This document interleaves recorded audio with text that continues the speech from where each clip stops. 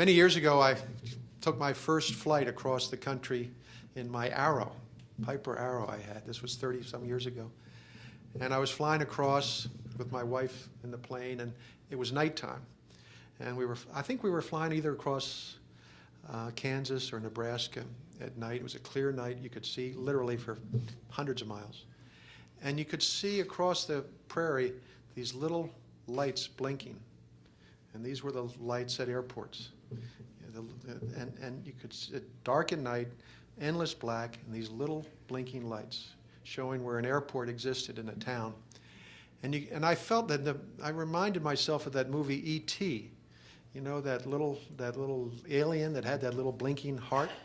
And I said to myself, those little lights in those little towns are like E.T.'s heart. That's what's keeping that town alive, is that airport. And we have got to preserve and protect that privilege across America now more than ever before, because we face more threats than we have in a generation. This fiscal dilemma that we have in Washington now, with our country going off a financial cliff of perhaps $10 or $15 trillion worth of debt, has implications on every single part of America, but especially on aviation.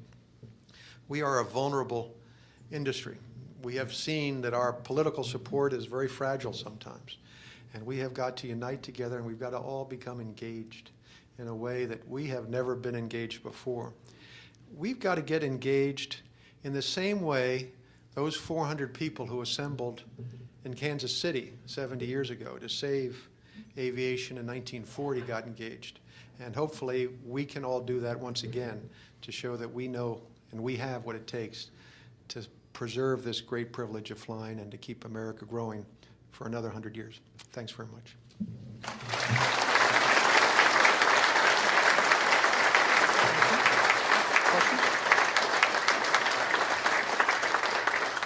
David says I can take 9 questions. If anybody has some questions, I can be happy to answer in just some detail about, yes, please. Identify yourself, too, if you would, for me. John Davis. How many of the original 400 members are still extant? Only about 15. There's been, in terms of still the same ownership of the same government. Most of the FBOs in America have long since changed ownership and handed off. But the airports are virtually all there, with a few exceptions like Meigs Field in Chicago, which is a black mark on our industry. Another good reason not to go to Chicago for, most of the airports and the FBOs, in fact, you can still go. But we do have one, I think, Tor just left, but Tor was sitting right here. His father was one of the original ones back in 1940 in Solberg Field in New Jersey, I know. I think probably there's maybe 3 or 4 left in Kansas that I could identify for you. Yeah. Other questions? Yes. Hey, Bob. Yeah, Bob, good. You look like you're far away from, you're trying to avoid the snow in Washington still. Yeah.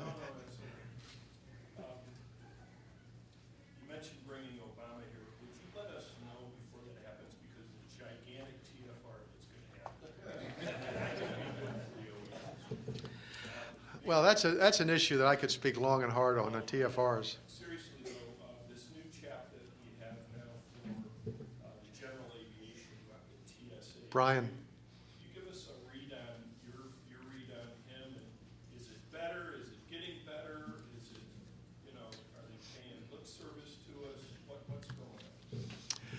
Well, I think the short answer is it's getting better.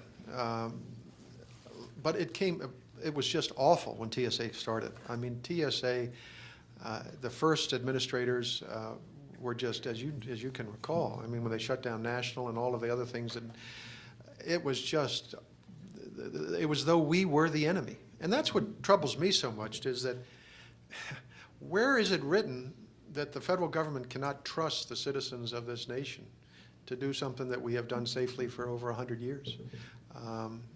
It just boggles my mind as the American public continues to put up with this being treated like sheep. And I don't think any of us are going to live long enough to see Code Green ever again. It's really ridiculous. The only good news about it is that it drives so many people out of the commercial aviation. They realize they have to get a private airplane to be treated like a human being. But Brian is a knowledgeable person about general aviation. He knows, what general aviation means. He's been to a lot of FBOs. He understands charter and flight schools. He understands the impact. But he is just one cog in the whole system. And, the problems we had with TSA in the Bush administration were really more caused by the prejudices of the head of Homeland Security than they were by the bureaucrats at TSA. The head of Homeland Security under Bush really believed that there was this risk of a nuclear bomb being brought in on a general aviation airplane and being, dispersed somewhere across the country. Now, in the last 9 years since 9/11, there have been thousands of terrorist events. Thousands of terrorist events. Every single terrorist event involves transportation of some kind.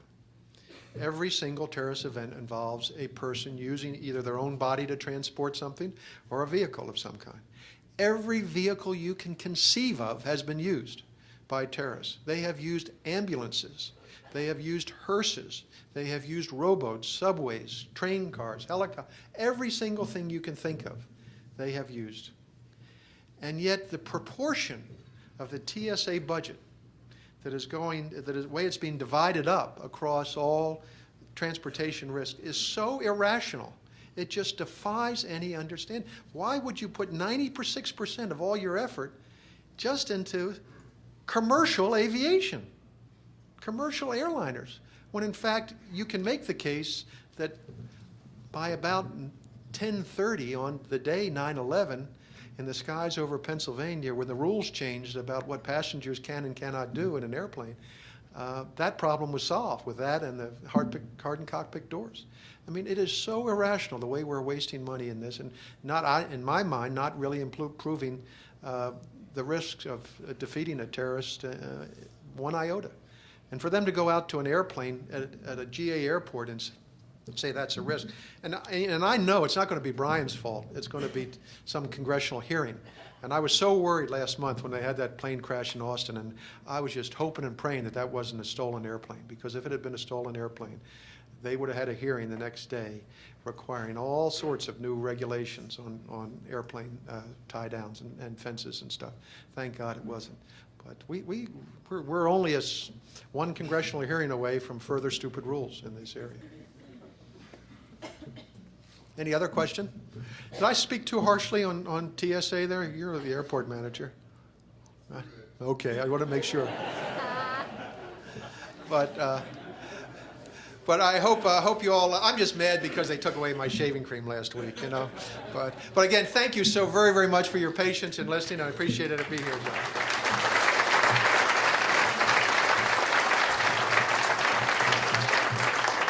We want to thank you, Jim, and we got a really great sale on these last year. So I've never gotten one of these. We've had 12 of these so far, and you're getting the 13th. It's just a plaque and a clock to remind you that you spoke at the Wichita Aero Club, and we want to give you that as a commemorative gift for being here and being our guest. Well, thank you very much. I'll treasure this always. Well, and you can treasure those 2 batteries that are sitting there. I don't know how they got there, but they go with that. Thank you very, very much. Okay. Thank you.